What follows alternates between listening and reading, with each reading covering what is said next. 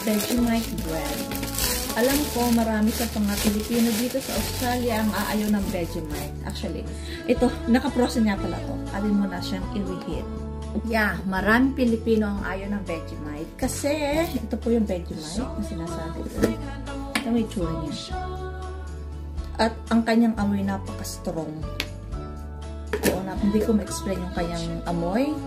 Pero bakit ko nga ba nagustuhan ang Vegemite sa aking bread, toasted bread? Kasi yung dati kong amo, yung last amo ko sa Hong Kong for 4 years, paborito nila ang Vegemite. Kasi yung lalaki ay, he is raised and born in UK. So, mahilig sila sa ganare.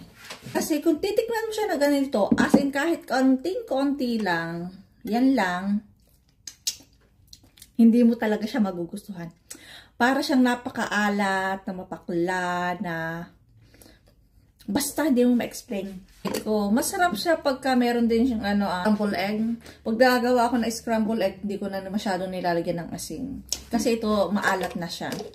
Tapos nilalagyan ko pa siya ng cheese and butter. I'll show you how to make the Vegemite bread. Char. So, ito na yung ating bread. Okay, Vegemite. Tapos, konti lang. Huwag yung dadamihan para hindi masyadong strong. Kasi talagang gusto ko siya sa bread. Hindi yung kakainin mo lang. Konti lang, oh, as you can see. Konti lang. As in talagang magkaroon lang ng kulay yung ibang parts. Yan.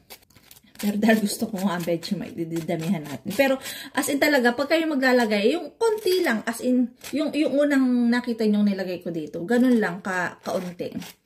Tapos ayan, tapos lagyan natin ng butter. Pwede naman unahin ng butter, depende sa inyo kung sino gusto nyo unahin. Mas marami yung paglalagay ko ng butter. Tingnan nyo yan. Pag nag-mix na yung butter at saka Vegemite, nag-ano na siya, talaga nag-spread na siya, kalat na siya. Natin ang cheese. Actually, ino-oven ko pa to for yung para lang siya mag-melt ng konti. Kaya, yan lang. Actually, ito i-melt ko pa. Wait lang. Yes, tapos na siya. Ayan na, melted na siya. See? Let's see.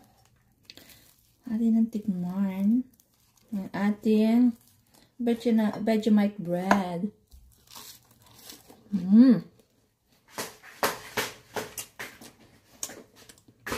Yeah. Mas masarap to. Mas gusto ko pa yung merong scrambled egg. Kaso wala na kaming egg. So, ganito na lang. Okay lang naman siya kahit ganito. Konti lang. As in, konti lang yung spread nyo. Huwag yung dadamihan.